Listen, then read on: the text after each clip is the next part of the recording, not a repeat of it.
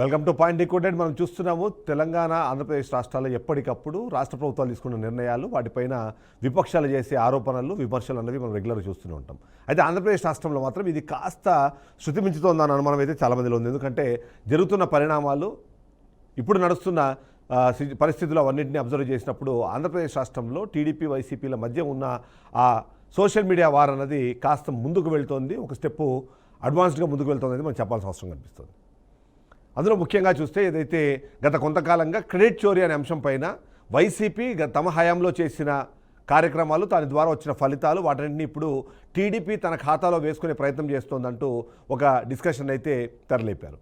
అందులో భాగంగానే భోగాపురం ఎయిర్పోర్ట్ దగ్గర నుంచి అదాని డేటా సెంటర్ వరకు, అలాగే ఇప్పుడు నిర్మాణం అవుతున్న పోర్టుల నుంచి ఫిషింగ్ హార్బర్ల వరకు ఇప్పటికే శంకుస్థాపనలు చేసుకొని నిర్మాణాలకి దగ్గర అవుతున్న ఎన్నో కంపెనీలకు సంబంధించిన అంశాలన్నింటినీ కూడా వైసీపీ తమ హయాంలో స్టార్ట్ అయినవి, వాటిని ఇప్పుడు టీడీపీ తన ఖాతాలో వేసుకునే ప్రయత్నం చేస్తుంది అన్న మాటను మాట్లాడే ప్రయత్నం చేస్తున్నారు.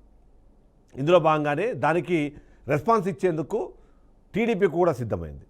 టీడీపీ కూడా గత 5 ఏళ్ల పాలనలో వైసీపీ ఎలా పరిపాలించింది, దానికి అనుగుణంగా రాష్ట్రంలో ఎలాంటి పరిస్థితులు ఉండేవి అనే విషయాన్ని చెబుతూనే వీళ్ళు చెబుతున్న క్రెడిట్కి సంబంధించిన అంశాన్ని చూస్తే కొన్ని క్రెడిట్లు మీకు మాత్రమే సొంతం అవుతాయంటూ ఒక సోషల్ మీడియా వార్కి తెరలేపిన పరిస్థితి మనం చూడాలి.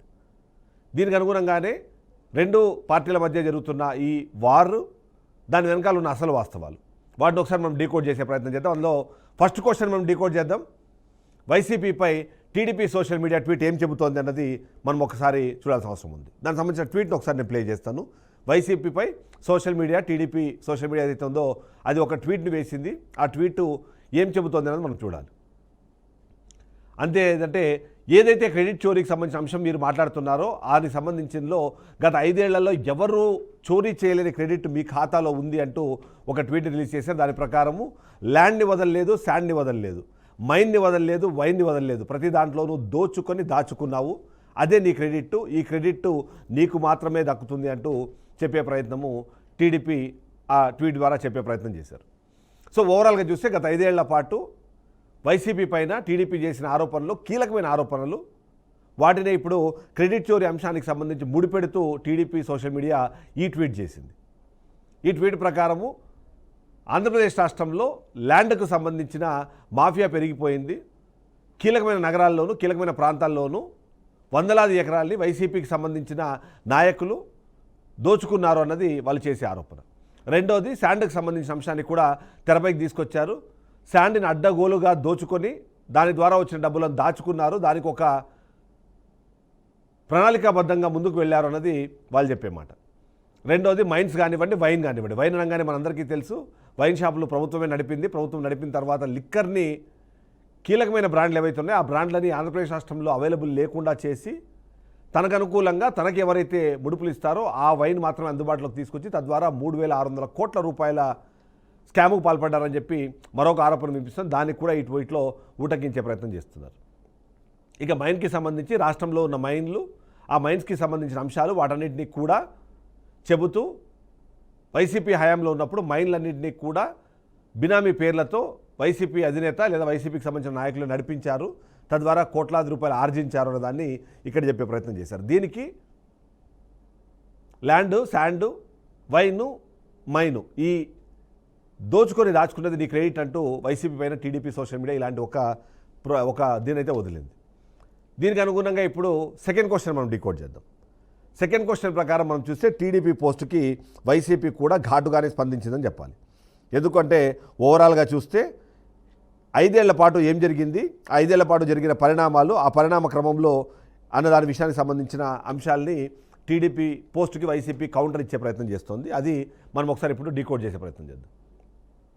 ఒక్కొక్క అంశానికి సంబంధించి దాదాపుగా 21 పేజీల ఒక డాక్యుమెంట్ని వైసీపీ రిలీజ్ చేసింది. దాని ప్రకారం చూస్తే ఒక్కొక్క అంశాన్ని మనం వైన్ గురించి మాట్లాడితే ప్రస్తుతం రాష్ట్రంలో ఉన్న పరిస్థితి ఏంటి, ఒక్క సంక్రాంతి పండుగకు సంబంధించిన ఒక వారం రోజుల్లోనే 1,700 కోట్లకు పైగా బిజినెస్ చేశారు. ఆ బిజినెస్ ఎక్కడ జరిగింది అంటే గత సంవత్సరంతో పోలిస్తే 266 కోట్ల రూపాయలు ఎక్కువ ఈసారి బిజినెస్ జరిగింది అని. ఈ బిజినెస్ జరిగే క్రమంలో కూడా అప్పుడు అక్కడ జరిగిన అవకతవకలకు సంబంధించిన అంశాన్ని వైసీపీ ఎక్స్పోజ్ చేసే ప్రయత్నం చేస్తుంది.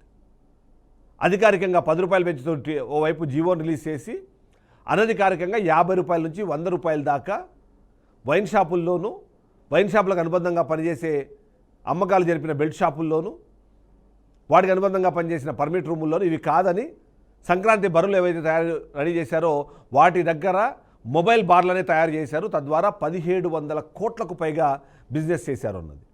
ఓవైపు మద్యం తయారు చేస్తూ నకిలీ మద్యాన్ని తమకు సంబంధించిన నాయకులు లేదా తమకు అనుకూలంగా ఉన్న నాయకులకు సంబంధించిన వైన్ షాపుల్లోనే అమ్మి ఓవైపు రాష్ట్ర ఖజానాకు గండి కొడుతూనే రాష్ట్ర ప్రజల ఆరోగ్యంతో కూడా ఆడుకుంటున్నారు అన్నది వైసీపీ చెప్పే ప్రయత్నం చేస్తుంది. ఇక మద్యానికి సంబంధించి 3600 కోట్ల రూపాయల స్కామ్ గురించి మాట్లాడుతున్నారు, కానీ దానికి సంబంధించి టెక్నికల్ ఎవిడెన్స్లు ఇవ్వడంలో మాత్రం పూర్తి స్థాయిలో ఫెయిల్ అయింది అన్నది వైసీపీ చేస్తున్న మరొక అంశం. వైన్కి సంబంధించి చూసినప్పుడు గతంలో అన్ని ప్రభుత్వ హయాంలోనూ ప్రభుత్వ ఆధ్వర్యంలో ఉండే షాపుల్లో నడిచేవి కాబట్టి క్లోజింగ్ టైంకి ఎగ్జాక్ట్లీ 1 నిమిషం తర్వాత కూడా మద్యం అందుబాటులో దొరికేది కాదు. వాటిని ఎవరికి కూడా బెల్ట్ షాపులకు అందించేవాళ్ళు కాదు అన్నమాట చెప్తున్నారు. ఇప్పుడు 24 గంటల పాటు బెల్ట్ షాపుల రూపంలో మద్యం అవైలబిలిటీలో ఉంది.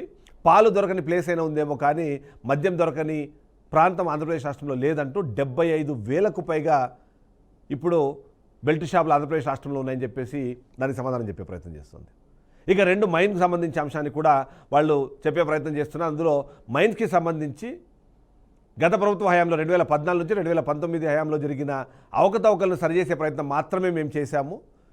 ఇప్పుడు అలా కాకుండా 2019 నుంచి 2024లో వైసీపీ హయాంలో జరిగిన కార్యక్రమాలని పూర్తిగా తప్పుదోవ పట్టిస్తూ ప్రజల్లో ఒక నెగిటివ్ భావాన్ని క్రియేట్ చేశారు. కానీ 24లో అధికారంలోకి వచ్చిన తర్వాత ఇప్పుడు చేస్తుంది. ప్రతి మైన్ కూడా ఇప్పుడు టీడీపీ అనుకూల వ్యక్తుల చేతుల్లోనే ఉన్నాయన్నది వైసీపీ చేస్తున్న ఆరోపణ. ఇక ఎవరైనా సొంతంగా వాళ్లకు గనులున్నా ఆ గనుల్లో ఏదైనా తవ్వుకోవాలనుకున్నా దాన్ని ఇంకో చోటికి తరలించాలన్నా సరే ఖచ్చితంగా స్థానికంగా ఉన్న నేతల నుంచి రాష్ట్ర నాయకుల వరకు కప్పం కట్టకపోతే అడుగు కూడా ముందుకు తరలని పరిస్థితి కనిపిస్తోంది అన్నది వైసీపీ చేస్తున్న ఆరోపణ. దానికి ఎన్నో ఎగ్జాంపుల్స్ కూడా చెబుతూ వచ్చారు. ఒక్కొక్క జిల్లాలో, ముఖ్యంగా ప్రకాశం జిల్లాలో కానివ్వండి, అనంతపురం జిల్లాలో, కడప జిల్లాలో, కర్నూలు జిల్లాలో అక్కడ ఉన్న గనులు, వాటి ద్వారా జరుగుతున్న వ్యాపారం, ఆ వ్యాపారంలో స్థానిక నాయకులకు ఉన్న కమిషన్లు, వాటి గురించి అన్నిటి కూడా డిస్కస్ చేస్తున్నారు. అందులో భాగంగానే చివరికి మట్టి కాదు చిన్నపాటి ఓర్ని తరలిస్తున్నా సరే అక్కడ లోకల్ వాళ్ళకు కప్పం కట్టకపోతే ఏం జరుగుతుంది అన్న దానికి సంబంధించి ఎగ్జాంపుల్గా తాడిపత్రి ప్రాంతంలో జేసీ దివాకర్ రెడ్డి వర్సెస్ ఆదినారాయణ రెడ్డికి సంబంధించిన ఇష్యూని చూపిస్తున్నారు. ఎక్కడ ఏ ప్రభుత్వ ఆధ్వర్యంలో జరిగే కాంట్రాక్ట్ జరుగుతున్నా ఆ కాంట్రాక్టర్లకు కమిషన్లు ఇవ్వకపోతే కాంట్రాక్టులు ఆపేస్తున్న పరిస్థితికి సంబంధించి అనంతపురం జిల్లాలోనే జరిగిన మరొక ఘటనని కూడా చూపిస్తున్నారు. ఇక ఉత్తరాంధ్ర కానివ్వండి, ప్రకాశం జిల్లాలో కానివ్వండి, అక్కడ జరుగుతున్న మైన్స్ దందాకు సంబంధించి ఒక్కొక్క అంశాన్ని కూడా తెరపైకి తీసుకొచ్చే ప్రయత్నం చేస్తున్నారు. ఇవి సరిపోవు అన్నట్టు చాలా వరకు మైన్స్కి పర్మిషన్స్ ఉన్నా సరే వాళ్ళని తవ్వుకోనివ్వకుండా, వాళ్ళు ఆ వ్యాపారం చేసుకోనివ్వకుండా ఆపుతున్న అంశాలను కూడా చూపిస్తున్నారు. ద్వారా శ్రీనివాస్ ఎగ్జాంపుల్, అతనికి సంబంధించిన మైన్ ఏదైతే ఉందో ఆ మైన్ ఇప్పటికే ఉత్తరాంధ్రకు సంబంధించిన టీడీపీ మంత్రి తన అన్నయ్యలకు ఇచ్చేశారు. తద్వారా ప్రతిరోజు 5 కోట్ల రూపాయలు వాళ్లకు కమిషన్గా ముడుతుంది అన్న మాటను కూడా వాళ్ళు చెప్పే ప్రయత్నం చేశారు. ఇక శాండ్కి సంబంధించిన అంశానికి కూడా కౌంటర్ ఇచ్చారు. గతంలో ప్రభుత్వము దాని మీద చిత్తశుద్ధిగా పనిచేసింది కాబట్టి వందలాది కోట్ల రూపాయలు రాష్ట్ర ఖజానాకు అప్పట్లో అవి జమ అయ్యాయి. కానీ ఇప్పుడు ఉచిత ఇసుక పేరుతో స్థానిక నేతలకు వాటిని ఇచ్చేశారు. తద్వారా వాళ్ళు కోట్లాది రూపాయలు గడిస్తున్నారో చెప్తున్నారు. ఉచిత ఇసుక పేరుతో సామాన్యులకు వెళ్ళేది ఘోరంత అయితే ఆ పేరు చెప్పి దోచుకుంటుంది కొండంత అన్నది వైసీపీ చేస్తున్న ఆరోపణ. ఇక ఉచిత ఇసుక పేరుతో నిజంగానే సామాన్య ప్రజలకి ఉచితంగా ఇసుక దొరుకుతోందా అన్న ప్రశ్నకు సంబంధించిన అంశాన్ని కూడా వాళ్ళు లేవనెత్తారు. గతంతో పోలిస్తే ఇప్పుడు ఇంకొక రూపాయి ఎక్కువే ఉంది తప్ప తక్కువ లేదు అన్న మాటను కూడా చెప్తున్నారు. ఇవన్నీ కావన్నట్టు రాష్ట్రంలో ఏ పార్టీ అభివృద్ధి పనులు జరుగుతున్నాయి, ఏమాత్రం అభివృద్ధి జరుగుతోంది, ఏ కారణంగా భవన నిర్మాణ కార్మికులు సంతోషంగా ఉన్నారు, ఎక్కడ భవన నిర్మాణాలు జరుగుతున్నాయి, ఓవైపు రియల్ ఎస్టేట్ ఢమాలు అన్నది అమరావతి మీద కాన్సన్ట్రేట్ చేస్తూ మిగిలిన ప్రాంతాలను పట్టించుకోకపోవడం వల్ల అక్కడ ఎలాంటి నిర్మాణ కార్యక్రమాలు జరగట్లేదు. తద్వారా రియల్ ఎస్టేట్ రంగంతో పాటు నిర్మాణ రంగం కూడా కుదేలైంది. ఈ నేపథ్యంలో తోడుతున్న ఇసుక ఎక్కడికి పోతుంది అంటే సరిహద్దులు దాటి రాష్ట్రాలను దాటి బయటికి వెళ్ళిపోతుంది అంటూ వైసీపీ ఆరోపిస్తుంది. అందులో భాగంగానే ఈ శాండ్కి సంబంధించిన అంశాల్లో గతంలో జరిగిన గొడవలు, ఇప్పుడు జరుగుతున్న పరిణామాలు, ఓవైపు జనసేనకు సంబంధించిన నాయకులు ఎవరైనా దాంట్లో ఇన్వాల్వ్ అయితే వాళ్ళని వెంటనే నిరోధించే ప్రయత్నం చేస్తూ ఉన్నారు. టీడీపీ నాయకులు పూర్తి స్థాయిలో దాన్ని వాళ్ళ చేతిలో హస్తగతం చేసుకున్నారనే విషయంగా చెప్పే ప్రయత్నం చేస్తున్నారు. ఇక ఇవన్నీ కాదన్నట్టుగా ల్యాండ్కి సంబంధించిన అంశం వచ్చినప్పుడు ల్యాండ్లో మన కీలకంగా వినిపించేది ఓవైపు ల్యాండ్ని అభివృద్ధి పేరుతో పెట్టుబడుల ఆకర్షణ పేరుతో తమ అనుచరులకు తమ అన్నయ్యలకు వందలాది కోట్ల రూపాయల భూములను అప్పనంగా కట్టబెడుతున్న అంశాలని చూపిస్తున్నారు. గతంలో ఎవరి మీద అయితే ఆరోపణలు చేశారో వాళ్ళకే వేలాది ఎకరాలు కట్టబెట్టడం కూడా చూస్తున్నారు. ఇక జనసేన అధినేత పవన్ కళ్యాణ్కు సంబంధించి ఆయనతో పాటు సినిమాలు తీసి ఆయనతో పాటు సహచరుడుగా ఉన్న టీజీ విశ్వప్రసాద్కి కర్నూలు జిల్లాలో కేటాయించిన భూములకు సంబంధించిన హడావిడి ఎప్పటికప్పుడు జరుగుతూనే ఉంది. ఇక ఫార్చ్యూన్ 500 కంపెనీస్లో ఉన్న ఏ కంపెనీకైనా మేము 99 పైసలకే ఎకరం భూమి ఇస్తామంటూ లోకేష్ చేసిన వ్యాఖ్యలు మనం చూస్తున్నాం. దాన్ని ప్రతి ఒక్కరు ఆహ్వానిస్తారు. కానీ అసలు ఫార్చ్యూన్ అక్షరానికి కూడా సంబంధం లేని చాలా కంపెనీలకు ఇప్పుడు వేలాది ఎకరాలు అప్పనంగా కట్టబెడుతున్నారు. అక్కడున్న మార్కెట్ రేటుకి 15-20% మాత్రమే ఆ భూములను కట్టబెట్టడానికి సంబంధించిన ఎగ్జాంపుల్ వాళ్ళు చూపించే ప్రయత్నం చేస్తున్నారు. వీటన్నింటినీ చూపించి నిజంగా ఎవరి హయాంలో ఈ 4 అంశాలను ప్రభుత్వానికి పనికొచ్చేలాగా వాడుకున్నారు, ఇప్పుడు ఏవైతే మాట్లాడుతున్నారో వాళ్ళదేంటి అన్నది. ఇక గ్రీన్కోకు సంబంధించిన అంశాన్ని కూడా ఇక్కడ తెరపైకి తీసుకొస్తున్నారు. ఓవైపు టీడీపీ పార్టీ గ్రీన్కో మొన్న రీసెంట్గా జరిగిన శంకుస్థాపన అది వైసీపీ హయాంలో జరిగిన క్రెడిట్గా చెబుతూ ఉంటే వాళ్ళను కోర్టులకు తిప్పారు, వాళ్ళని ఇబ్బంది పెట్టారు అనే మాట మాట్లాడుతున్నారు. కానీ అదే టీడీపీ ప్రభుత్వము అదే గ్రీన్కో కంపెనీ అప్పనంగా అడవులను కొట్టేస్తుందంటూ వేసిన వార్తలు, దాని మీద చేసిన కమెంట్స్ కూడా ఇప్పుడు వైరల్ అవుతుంది. ఇవి సరిపోవన్నట్టు రాష్ట్ర ప్రభుత్వంలో అధికారంలో ఉన్న వైసీపీ అధికారంలో ఉన్నప్పుడు గ్రీన్కో మీద కేసు వేసింది కేవలము సోలార్ పవర్ మీద కానీ అమ్మోనియాకి సంబంధించిన దాని మీద కాదు అన్న విషయాన్ని చెప్పే ప్రయత్నం చేస్తుంది వైసీపీ. సో ఈ విధంగా చూస్తే మాత్రం ఖచ్చితంగా టీడీపీ ఇచ్చిన ట్వీట్కి వైసీపీ కూడా అదే స్థాయిలో చాలా స్ట్రాంగ్గా కౌంటర్ ఇచ్చిందని మనం చెప్పాలి. ఇక నెక్స్ట్ పాయింట్ చూద్దాం. మనం 2 ఏళ్ళు గడిచినా ఇంకా తప్పులను వైసీపీ మీద నెట్టడం సరైనదేనా అన్న ఒక ప్రశ్న తలెత్తుతున్న నేపథ్యంలో ఖచ్చితంగా ఇప్పటికీ కూడా ఈ రోజుకి కూడా రాష్ట్రంలో ఏం జరిగినా అవన్నీ కూడా వైసీపీ కారణంగానే అంటూ చెప్పడాన్ని ప్రజలు కూడా యావగించుకుంటున్నారనే విశ్లేషణ అయితే ఇవ్వాల్సిన అవసరం ఉంటుంది. ఆర్థిక పరిస్థితి ఎప్పటికప్పుడు అట్టడుగు స్థానాల్లోకి వెళ్ళిపోతోంది. ఎన్నడూ లేనంతగా అప్పుల ఊబిలో ఆంధ్రప్రదేశ్ రాష్ట్రం కూరుకుపోతోంది. అవి సరిపోవు అన్నట్టు ఫిస్కల్ డెఫిసిట్కి సంబంధించి కాగ్ ఇచ్చిన నివేదిక గత 3 ఏళ్ల పాటు ప్రతి సంవత్సరము 50,000 కోట్ల రూపాయలకు సంబంధించిన ఆర్థిక లోటు అన్నది రాష్ట్రం భరిస్తోంది అన్న విషయాన్ని కాగ్ రిపోర్టు తేటతెల్లం చేసింది. అది ఈ సంవత్సరం ఇంకా నవంబర్ దాటేటప్పటికీ 53,000 కోట్లకు పైబడి ఉంది.